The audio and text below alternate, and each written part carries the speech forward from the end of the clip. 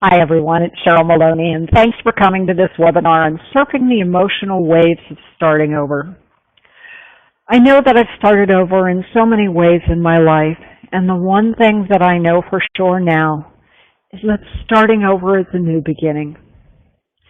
When our emotions take over when we start over, we tend to see all that's wrong with our life.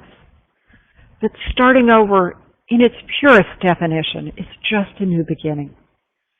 For about the next hour, we're going to talk about how you can take your most difficult emotions, diffuse them, and use them to your advantage. As hard as it may be for you to believe anything good is going to come out of something ending, the purpose of this webinar is going to show you that there's a reason to believe, and there's also a reason to feel hopeful again about your future. And that's because starting over gives you the opportunity to create your life by your choice, regardless of the circumstances that brought you to this point. Let's talk a little bit about why starting over is so difficult. And there are so many reasons for starting over. Sometimes it's the result of our own choices. However, it can be because somebody else's choices or events that we had no control of. A partner or a spouse that had an affair. An act of God or government. We have no control over the weather or the earthquake fault we live in. And while we may live in a country that allows us to vote, it doesn't mean that we get a say when we want it. World affairs, economy, and the markets are all outside of our immediate needs. Another example is the decision of an employer to downsize, acquire, or be acquired. Now, another reason for starting over may be that we made decisions that didn't work out the way they thought they would. We choose the wrong partner or spouse. We make investment decisions that end in a major or even total loss of savings, retirements, and our financial security. We switch jobs only to discover the new company was worse to work for than the old one.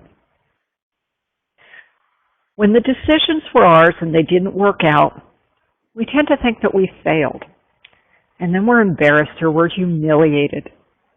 And we could also be that way because of something someone else does. Maybe it's a spouse who cheated on us. Or if we've lost a home to foreclosure or bankruptcy. We're embarrassed. Humiliated.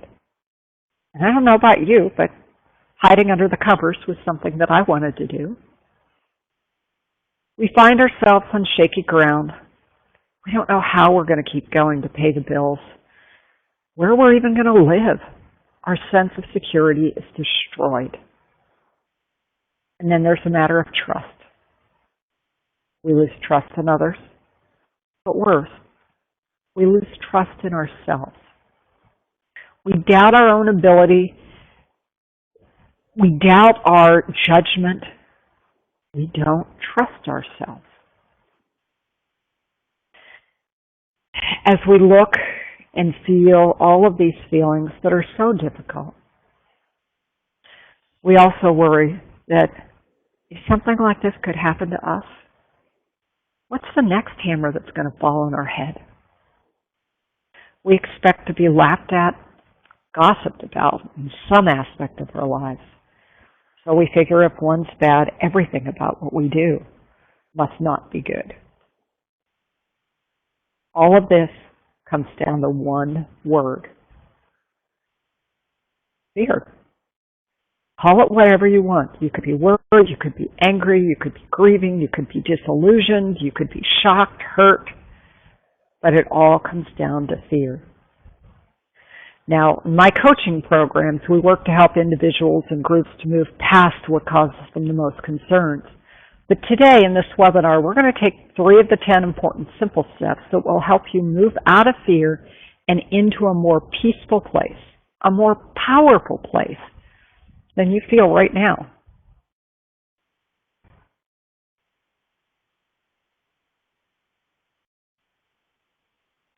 The biggest thing that I needed to do when I was starting over was dismiss a myth about starting over. And that's the myth that starting over means that you're back at square one. You're not. And neither was I. I'd been with the same insurance company for well over 20 years when they were acquired. My position was eliminated. At 52, I found myself searching for a new position with companies that had no experience with me. While that was going on, my dad died, leaving me to be the sole caregiver for my mom who's blind. And my husband was diagnosed with life-threatening illnesses. While all the stress is going on, I applied for over 1,000 positions in these 3 years.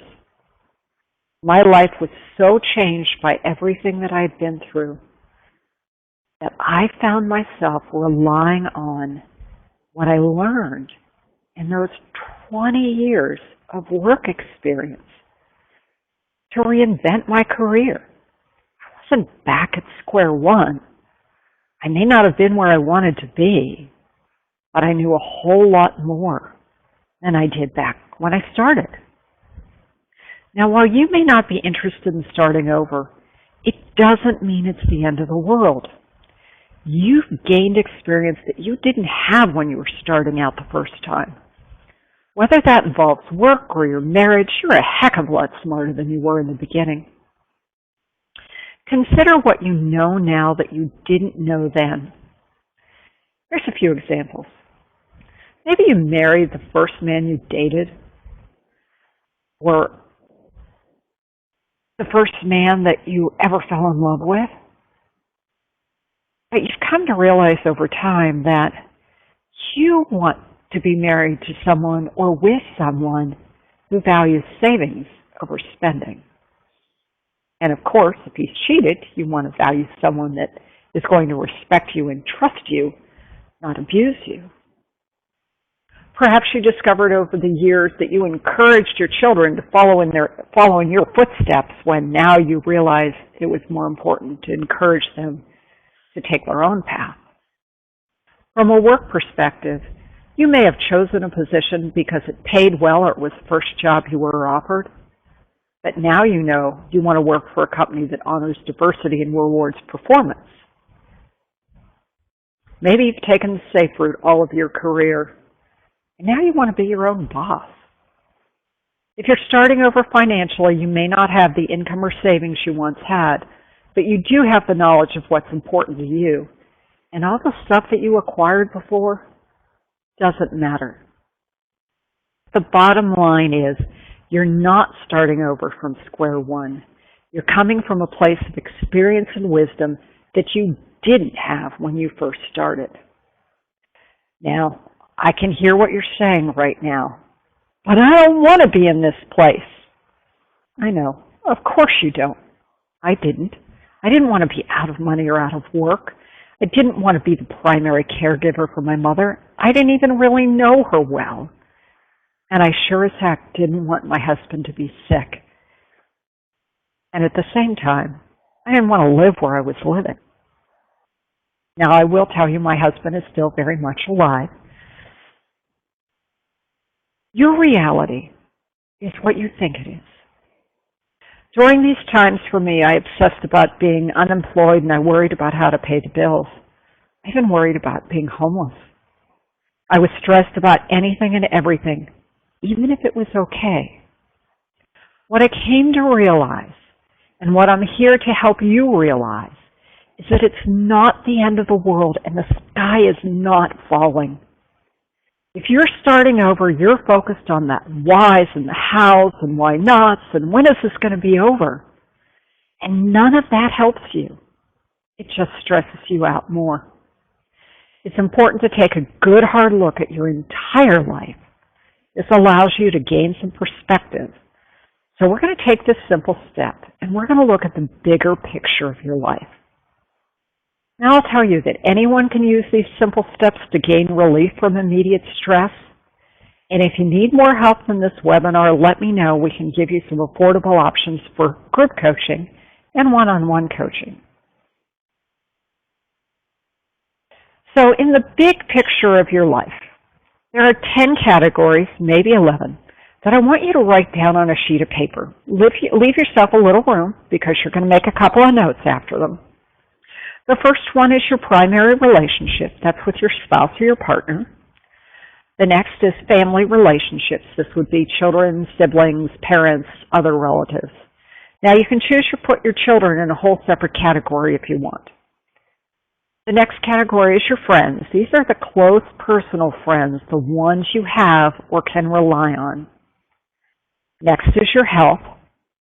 And then it's your leisure and your hobbies, the things that you do or enjoy doing for fun outside of work or your job.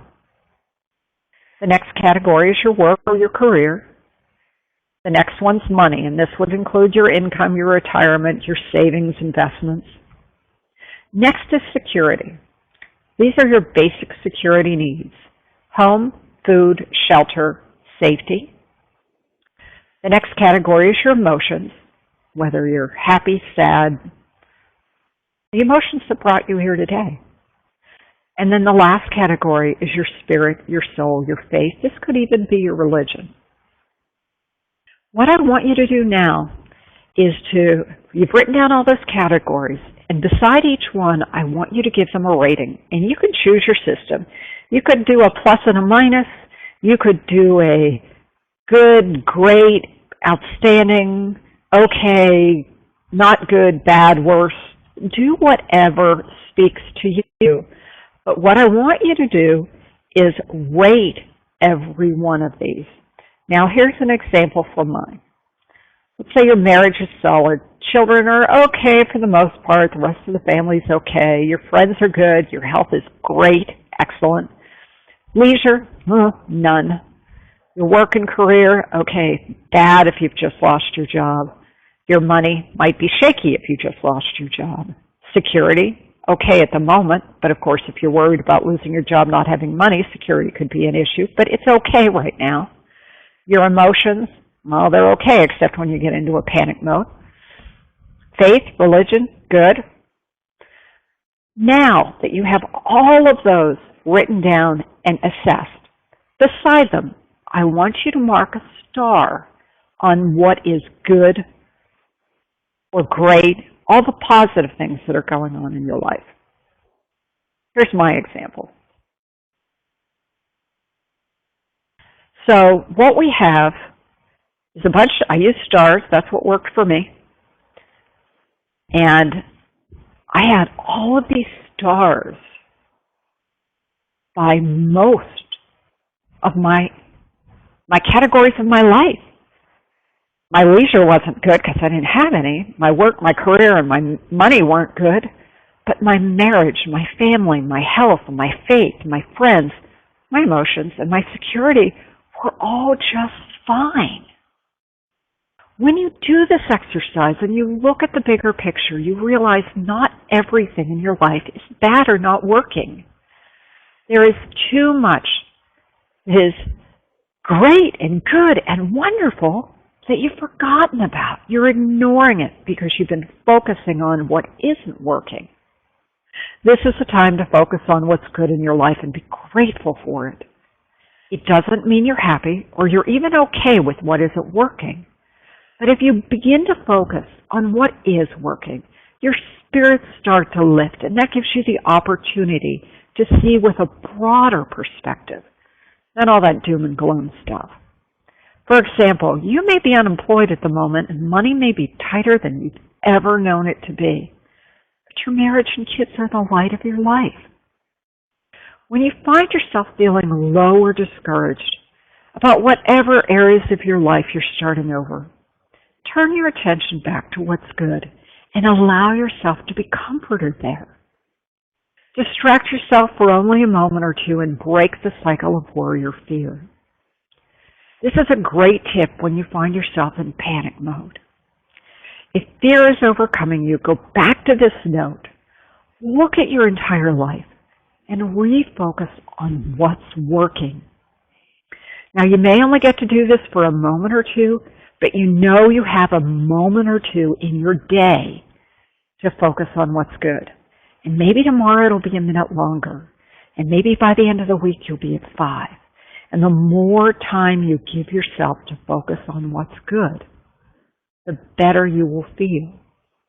Now, you can also do this with a partner or a work friend. Maybe you're both being laid off, or, someone that you trust.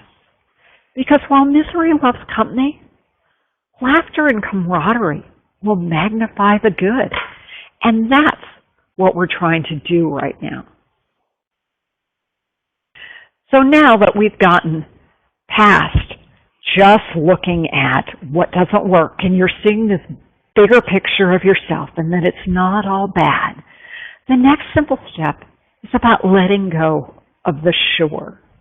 And the shore being what you've always known. You're past the point of believing what always will be, because, you don't have that job, or your spouse is gone, or everything that you thought you knew about investments or money has gone down the drain. So what you were sure of doesn't exist in that same way anymore. So you need to let go of what was.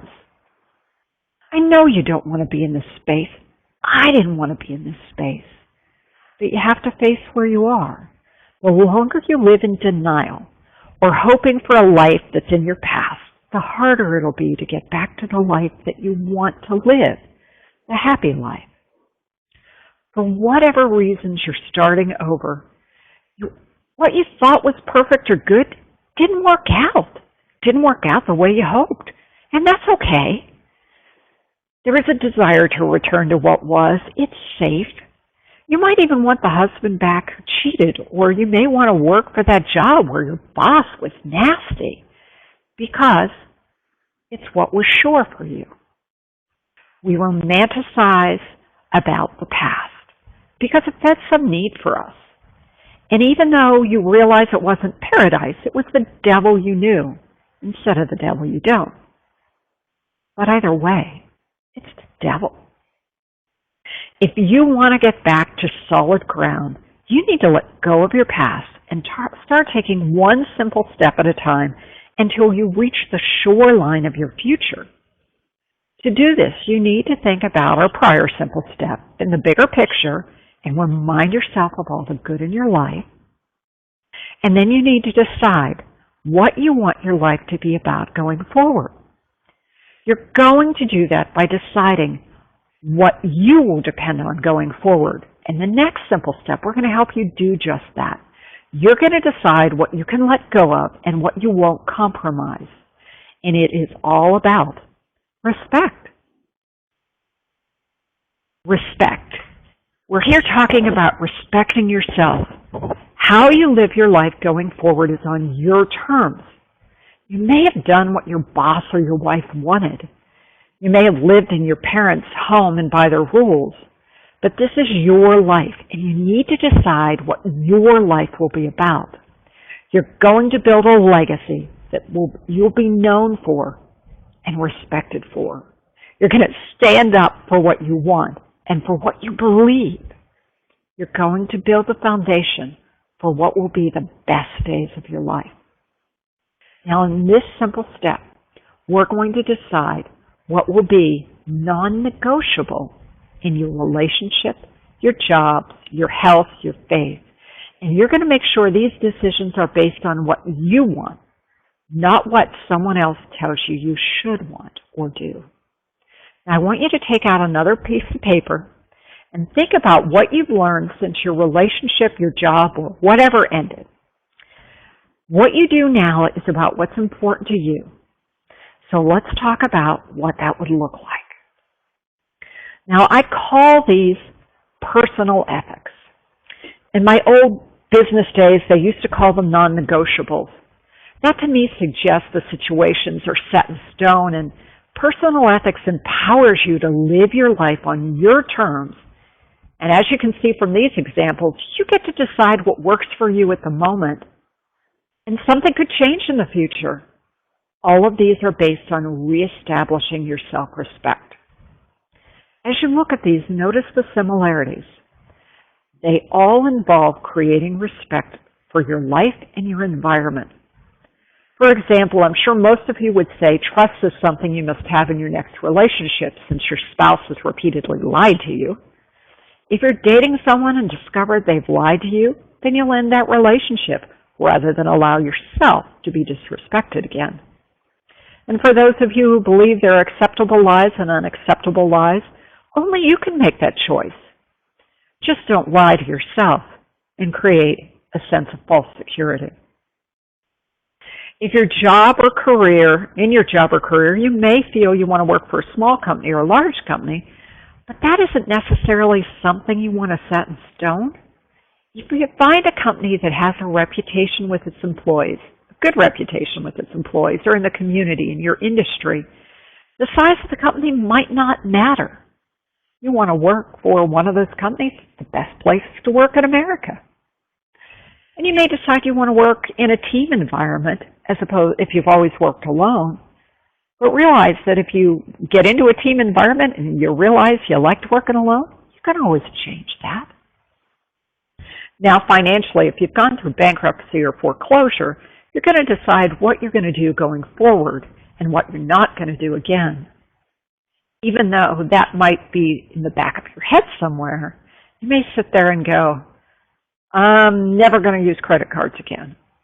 Or maybe you'll say, if I need to use a credit card, I need to make sure I'm going to pay 20% down first before I use that credit card. So you establish what your personal ethics are about money. Maybe health is your issue, and you can decide that you're going to give up your addictions, smoking, drugs, alcohol. For me, it was Diet Coke. And it may be that you take the time every day just to go out and walk because that's what's good for your health.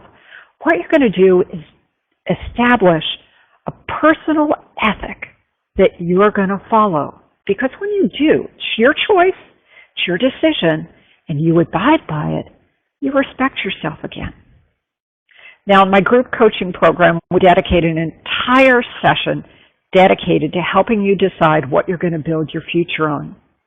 When you create your own personal ethics, remember always that these are a tool that you'll build your legacy on. You'll hone them, you'll revise them, add, subtract, but what you will do is start living again, and you'll live by the terms that you set. Keep these with you at all times, and if you're tempted to do something, pull out your list, your smartphone, whatever you have it on, and remind yourself. Always remind yourself of your personal ethics.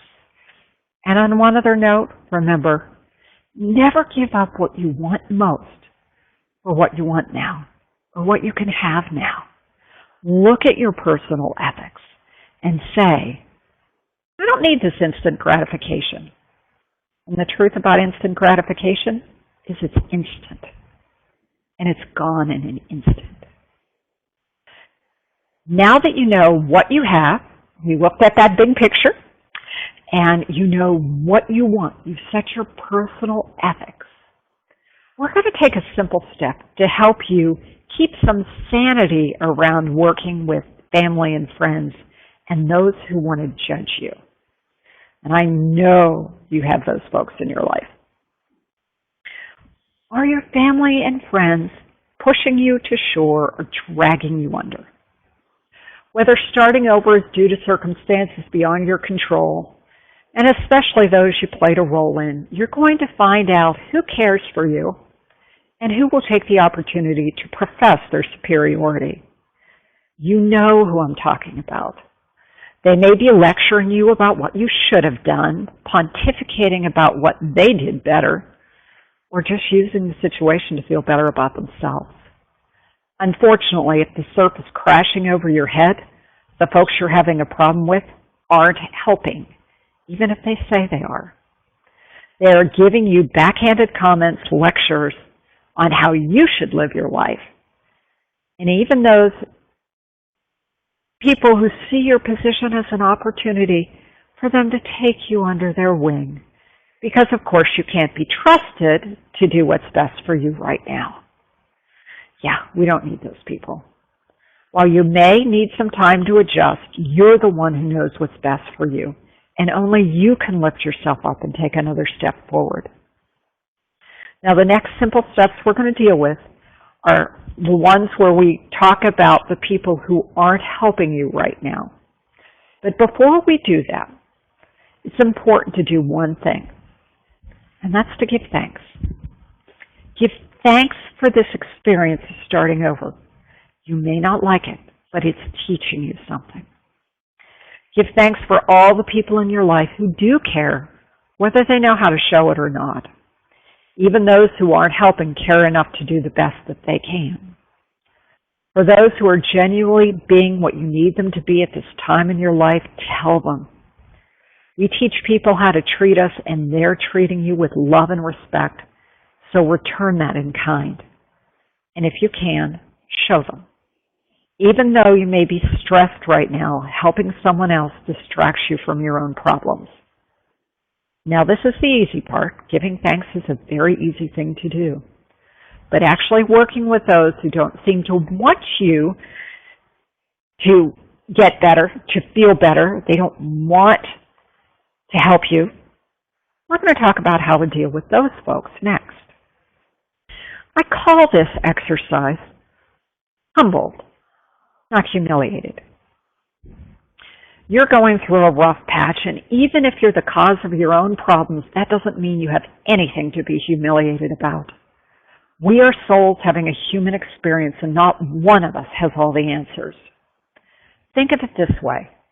If you knew then what you know now, you wouldn't have made the same choice. And even if someone in your life told you so, every journey is different. And there are just some things we have to learn for ourselves, even if we choose to do it the hard way. You can be honest about the details of your experience as you're comfortable being. When a friend or family member is being hard on you, practice humility and learn to say and stand firm with this statement. I've learned from this experience, and I'm doing the best to use those lessons to live my life differently.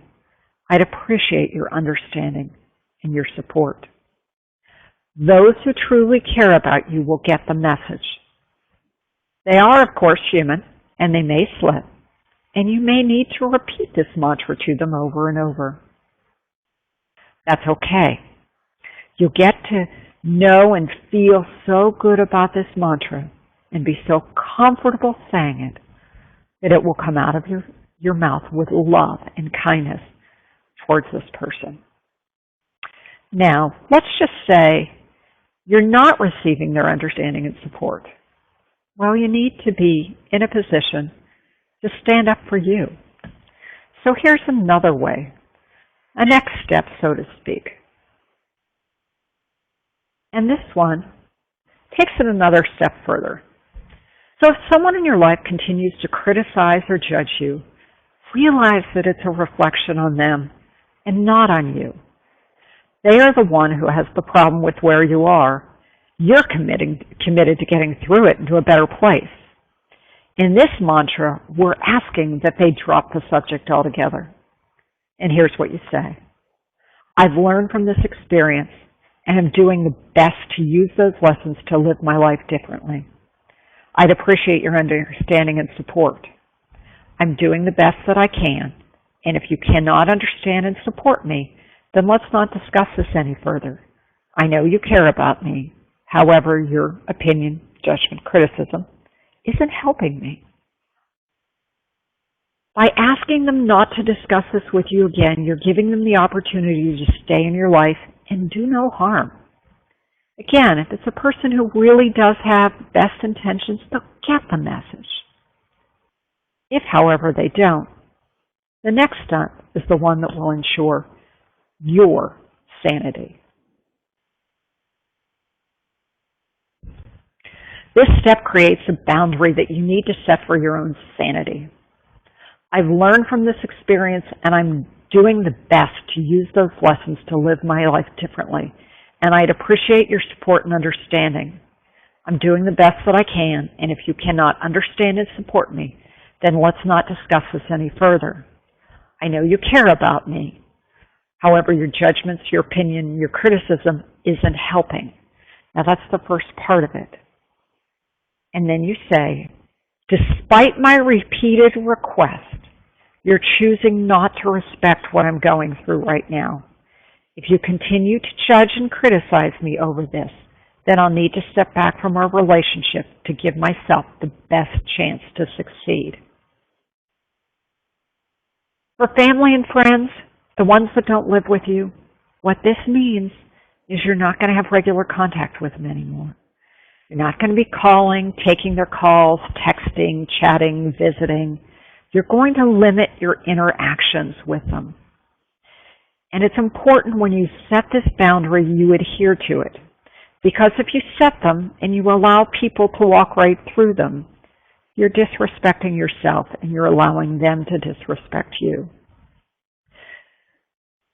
Setting boundaries and allowing yourself and others to cross it doesn't help you. It opens up more opportunities for them to give you grief, and you don't need it. It's about standing up for yourself. Now, if the person that's given you so much grief is someone you live with, your spouse, a parent, even a child, you're not going to be able to avoid them. You can, however, walk away from the confrontation. Anytime they want to drag it back out, repeat. I've learned from this experience and I'm doing the best to use those lessons to live my life differently. And I've asked for your understanding and support. But despite my request, you're choosing not to respect what I'm going through right now.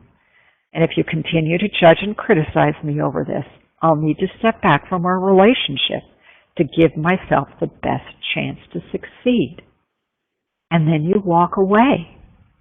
And you continue to walk away. They're eventually going to get the message. Now, I will tell you that if you at any time feel that your safety is at risk, you need to get professional help. Walk out the door, go to a police station, go to a friend's house, go somewhere where you know you will be safe. But if this is merely a person that wants to keep harping on you, you need to walk away. And you keep walking away until they get the message. And if they don't get the message, only you can decide if you're going to stay in the relationship. And whether that means taking a break from your marriage, moving out of your parents' house, or separating yourself from your children, those are all your decisions. Now, when I work with clients individually, we all play these conversations until they're comfortable and confident in their position. Because it takes a lot to stand up, especially to loved ones. Now, the next thing I want to talk about is those circumstances where you're not really sure what to do. And I call this honesty, abbreviated. Let's say you're looking for a new place to live or you're interviewing for a new job and there's a credit check or a background check or some other status request that you're afraid that will keep you from being accepted. Or maybe you run into an old acquaintance or an old co-worker and they ask about your job or they ask about your spouse, and you know these questions are coming, but you're just so uncomfortable. While they're expected and even simple, you might feel uncomfortable with them or worried that they'll open up a can of worms. And right now, you can't get a handle on it. What then? What do you do? This one is truly a judgment call, and it's your judgment call, no one else's. I found that honesty is always the best policy, but honestly, you don't have to share everything. Being forthright with employers or potential creditors, be that way. Yes, they may turn you down, but better than being turned down than having to live a lie. You've already been in a bad place, and perpetuating the fear of being found out is not going to help you heal. If you're completing an application for housing and the agent tells you they check your credit or background, tell them up front what they'll find. By being that way with them, you're being honest with them.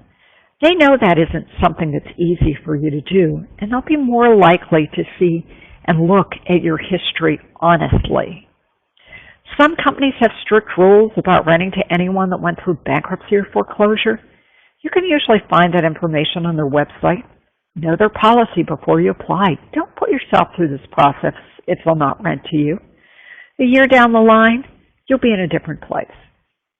If you're renting from a private party and they don't pull your credit or an application process, you don't have to tell them anything unless they ask. I do a special coaching program for anyone going through or anticipating going through foreclosure or bankruptcy. For the person who asks about your former partner or your job, don't feel the need to tell them everything that happened. Dredging up your experience is just going to hurt you. Your response could be as simple as, we decided to go our separate ways, or we decided to explore a career that was more in line with your goals and aspirations. You don't have to tell them you were fired or let go, unless you want to. Now, with these responses, you're not lying. You're telling your story in the best possible light, and there's absolutely nothing wrong with that. In fact, by doing so, you feel better. You're not telling it from that gloom and doom perspective. You're telling it from that hopeful, positive perspective. And that is so important as you're going through starting over. Now, there's some things that you need to circle back and remember. Just because you're starting over doesn't mean you're back at square one. You've got so much knowledge and experience that you didn't have when you started the first time. And you're going to use that to your advantage. You deserve to be respected, regardless of what happened. And it's as important to respect yourself. Others will respect you if you live by your personal ethics and you develop that legacy for yourself. And know that what you've lived through might not have been your finest moment, but you've learned from it and you're humbled. That you absolutely have no reason whatsoever to be humiliated. Now let's circle back to how we started today. And that's that starting over gives you the opportunity to create life by choice, regardless of the circumstances that brought you to this point.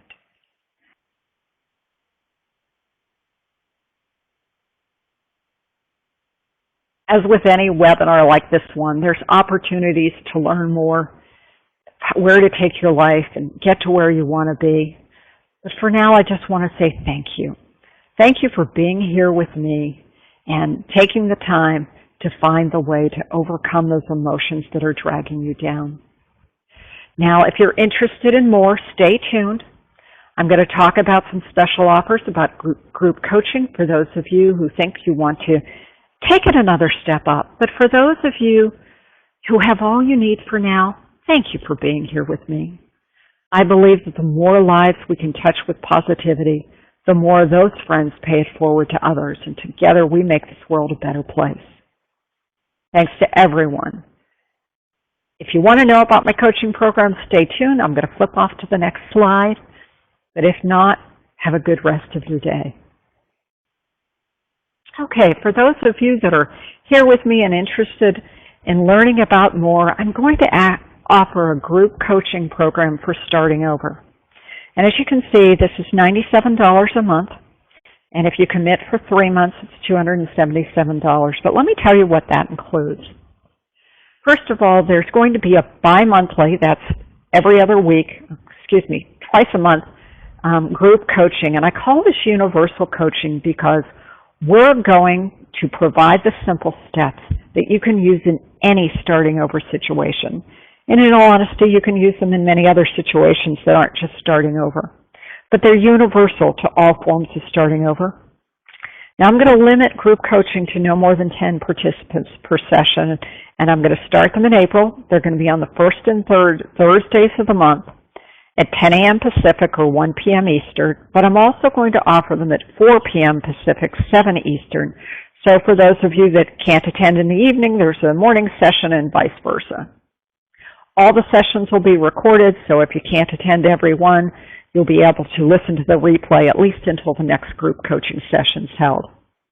We'll add more sessions depending on the number of people that sign up. Then, besides the universal coaching, group coaching, we're going to do what I call focus coaching. And these will be one call a month that is dealing with specific topics. So there'll be one for starting over financially, starting over in a job or career, a relationship, starting over financially, starting over after the death of a loved one or a spouse. And also I'm going to do one on starting over in a new location. Now, if you sign up for the monthly package, you can pick any one of these to attend. And that, again, is $97. And if you add all this coaching time up, it's about a $525 value, because on top of everything else, I'm also going to give you one 30-minute personal coaching session. And that's a one-on-one conversation that we can talk about any specific questions or concerns that you have. So that 30 minutes will be about you.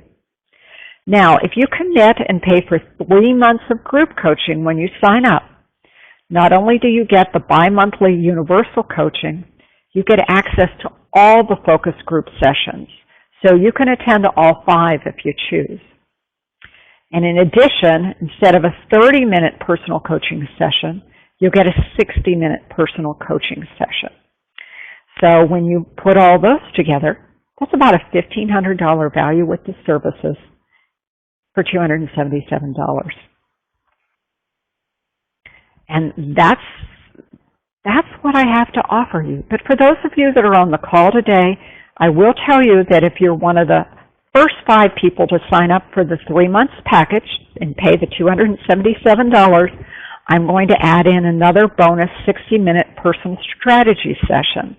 But that's just for the first 5 signups. So that's another additional $150 value. Again, I think it's worth it, but only you can make that decision for you. It's your life. And maybe this webinar is all you need, but if you need more, you can call me or you can email me at Cheryl_Maloney@me.com for more information. Now, to take advantage of the group coaching offer, you can sign up here. You can just click the link on your screen. For those of you who are listening on the phone, you'll receive this in an email. But the address is simplestepsrealchange.com/group_coaching/. Again, simplestepsrealchange.com/group_coaching.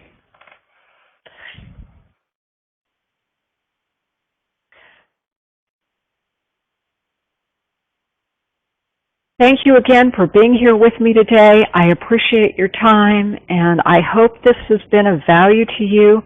I hope you'll send me your feedback. Again, I'm at Cheryl_me.com. And I thank you again, and I wish you a wonderful